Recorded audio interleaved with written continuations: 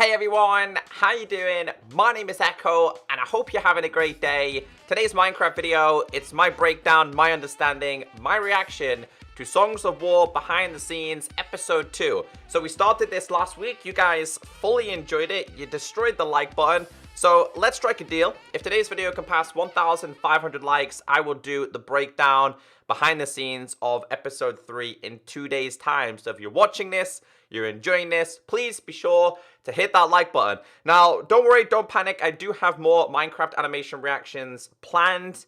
How do you guys feel about me reacting to Ninja Charlie's creations? Now, you gotta understand, in order for me to do these reactions, I kinda have to ask permission. I did ask Ninja Charlie a little while ago, and he was like, yeah, sure, check it out. So, I know Ninja Charlie does the Star Wars creation, so if you'd like to see those reactions, let me know. But if you do have any more Minecraft animations you'd like me to react to, leave them down below in the comment section. But hold on a second. I'm not going to be reacting to Minecraft music and songs. It's really not my thing. But apart from that, anyone else like really sad on Saturdays and Sundays because there's no Songs of War? 10 episodes gone already. Man, I just want season 2. But in case you guys didn't watch my last episode, we go into a little bit more detail in these ones. It's, of course, a reaction, but we pause it, we understand it, we see how the Songs of War animation was created. So again, this is Songs of War Episode 2 Behind the Scenes. The behind the scenes video for Songs of War Episode 2, a Minecraft animation series. This video will take a deeper look at the episode, how it was made, and reveal some secrets and special information. Last week's episode, we found out that there was a deleted scene. There was a scene that the Black Plasma Studios team decided, let's get rid of it, which I thought was pretty cool. Alright guys, 3, 2, 1, let's go. Black Plasma Studios merch, buy the merch. I want that derp, the white derp t-shirt. What a guy. Don't forget guys, I got a derp pillow. With an Echo version. First thing people are going to notice in Episode 2 is that we're no longer following Thalius. Hold on a second. Right, I remember this episode. This is when they introduced Grim and Jalkar, and I think we had a small glimpse of Abigail as well. I really love this episode. Okay, anyway, let's go. Introduced to not just one new plot line, but actually 3 new plot lines, or arcs as we call them. These are some of the main story arcs of Season 1. Abigail. And this episode and the next few are what really introduce us to many of the characters and adventures that we'll be seeing for the whole series. There he is, my man Grim. I just realized as well, guys, what happened to Grim? Was it episode 9 and 10? We lost him, and then we never seen nothing since. I hope he's okay, man, because he's alone now, because F's in chat for Jalkar. Director of Songs of War, back with another behind the scenes. In Episode 2, we quickly learned that the 2 characters we're following, Jalkar and Grim, are technically bad guys. Yep. They're thieves breaking into the castle to steal the dragon egg. I loved this episode. It was great. It was a good, like, the design for Jalkar was made first, and seemed to just work well for a thief/mercenary. We gave him a variation of the skin, which included his hood up. I love that. Seemed to be something he'd use on missions to avoid people recognizing him as easily. I definitely get the feel of, like, Assassin's Creed vibes from Jalkar. Especially if we go back to, like, where is it? Like, I think it's, like, hold on a second. Let's find this real quick. We'll find it. Well, whenever he's sneaking around, we definitely get the understanding of Jalkar and how he works as a character. So I really, really liked Jalkar. Although he was bad and he did some very horrible things to Sam, I really liked the different direction from this character. A variation of the skin, which included his hood up, which seemed to be something he'd use on missions to avoid people recognizing him as easily. Well-known Grim thief. was initially going to be a human, and also in the Unyielding Legion with Jalkar. They both Original Grim design? Dude, I am so glad they didn't go with this. Old Grim, original Grim, looks like Bane. I'm so glad that they changed this. So original Grim was going to be a human. both had matching robes. That's way better. But in the script, we had all his dialogue marked as grunts. It was like happy grunt or satisfied grunt. And it seemed weird for a human to be grunting, so it made more sense to change his species entirely. We also made him no longer a member of the Unyielding Legion group, which provides a bit more mystery as to why they're working together. Definitely one of my favorite. Scythe enchantment. This is where I designed some lightning bolts as particles to make doing lightning effects much more manageable. Like all enchantments and Songs of War, it has both the idle and the activated state. And we really wanted to emphasize the actual activation with this one. That way you get this nice kind of it kind of turns on. Why did I make the sound? You're gonna hear the sound. wait, David. We gotta listen to that again. With this one, that way you get this nice kind of it kind of turns on. Why did I make the sound? You're gonna hear the sound.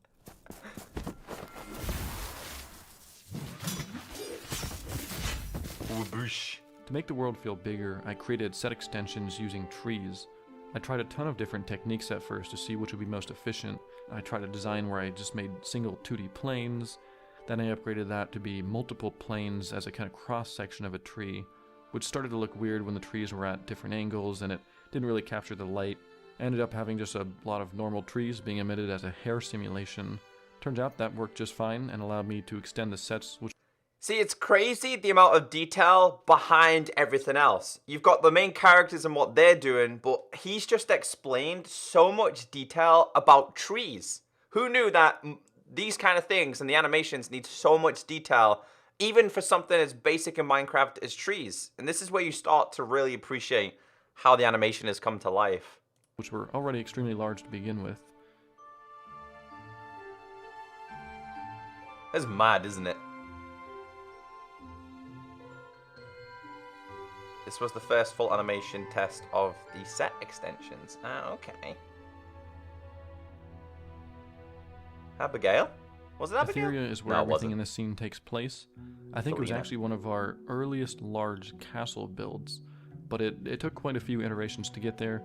Many of the early designs were going for quite a different look. The lore behind this town was that it was a place for enchanters to train and practice, and a whole town kind of formed around this profession down below. I always associated enchanting with ender technology, since a Minecraft enchanting table is made out of obsidian. If you were to continue a bit further up to the topmost tower, you'd actually have seen an ender crystal. We also needed the shop where the enchanters would sell enchanted weapons. It was important for me to... So yeah, that's what I was about to say. This right here, it's actually physically built in Minecraft, and then they transition the animation into it. I'm curious as to who the builder is that Black Plasma Studios have, though. Because I'll tell you what, I've not seen any form of disappointment in the creations in this series. The enchanters would sell enchanted weapons. It was important for me to make sure they were on display so we could capture some of that lore without having to explain it through exposition and dialogue. There it is. In the next scene, we meet Sen and Rhea. I think it was important that we follow characters a bit younger with more room to grow. Thalius is certainly interesting, but he's kind of seen it all. Where Sen and Rhea are still eager to get out and explore, which I think then allows the viewer to kind of follow the characters who are learning about the universe, and you get to share their experiences and learn alongside them. That way, when they're surprised about some new thing they've never seen before, you're also seeing that for the first time. That is so relatable. That is very, very smart. So we are basically going to grow with the character itself. But like as I explained, they've never really seen the songs before. They've understood what they are, but they've never really seen them. So then not only are we seeing the songs for the first time, but so are the characters. So it's very, very relatable. You are relating to the character. Man, it's so up here for thinking, man. Down there for dancing. This section of the story takes place in Sandaria, one of the 5 Ardoni territories, and is where, you guessed it, the Sandaris clan lives. Makes it easy to remember. We wanted to differentiate Ardoni from humans in many ways.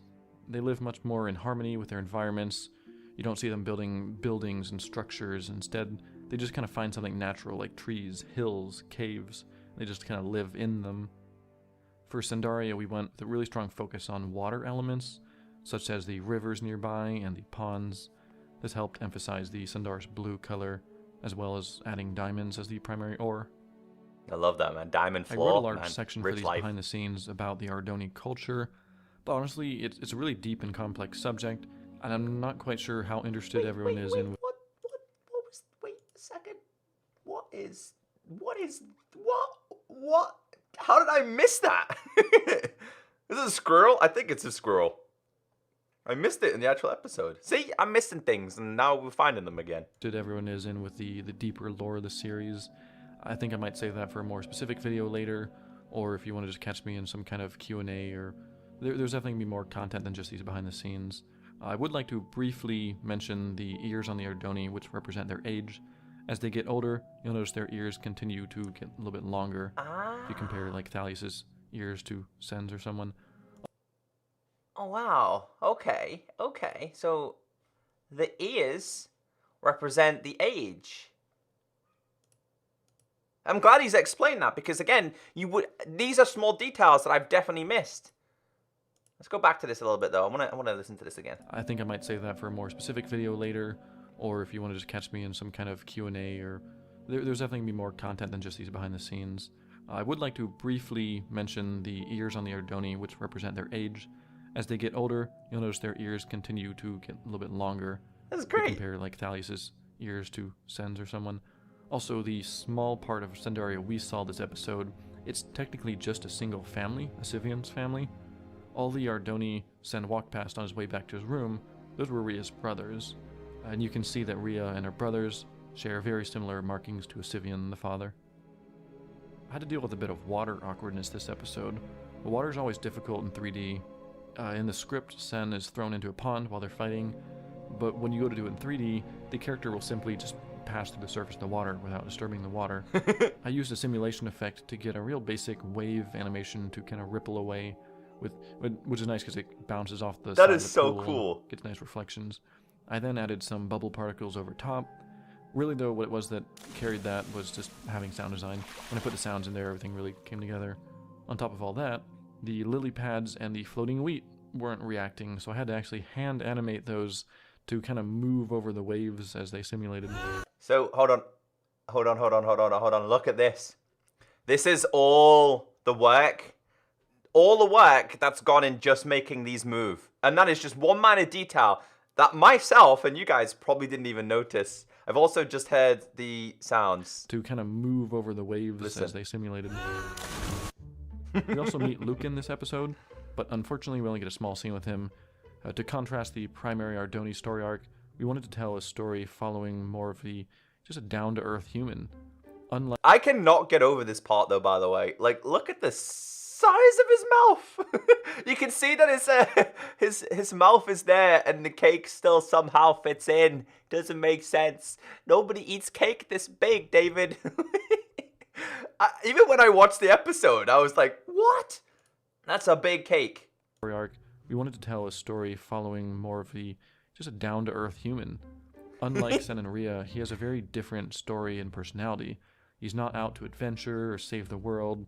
He kind of involves himself in petty crime and thievery, but that makes him a bit more unique. Designs early on were pretty barf-worthy. Then Nerf took the Lucan design and redid it completely, and like most things we redo for Songs of War, ended up much better.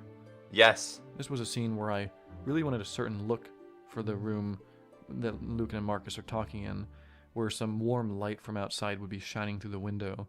I knew volumetric lighting had been too render intensive in the past, so I ended up faking it by designing 2D planes with simulated light rays, but it wasn't really enough when I had just shafts of light alone.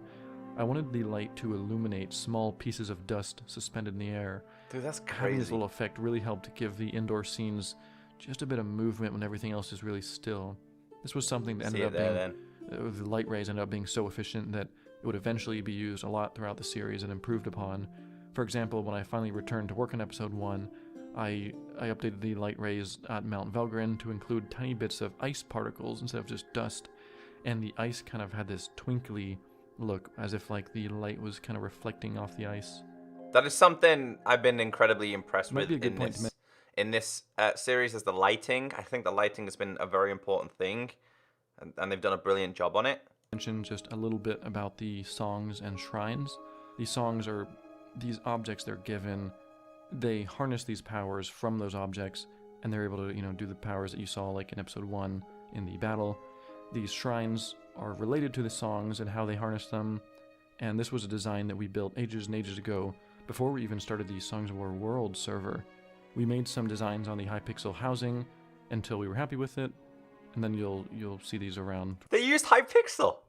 That is brilliant. Work smarter, not harder. Throughout the series. This episode you get a good look at the moon, which was actually handmade for this series. The moon in our night sky texture we had was looking a bit bleh, so I designed something a bit more fantasy-like. There's bits of gas clouds coming off of it. I tried to initially bring it into the world as an object, and just put it really far away, but I got a lot of problems with the depth, so I ended up just pasting it onto the sky itself. There are also different phases of the moon, which you'll see in future episodes. There was also a nice little detail where I used the reflection of the moon in the pond as a scene transition element.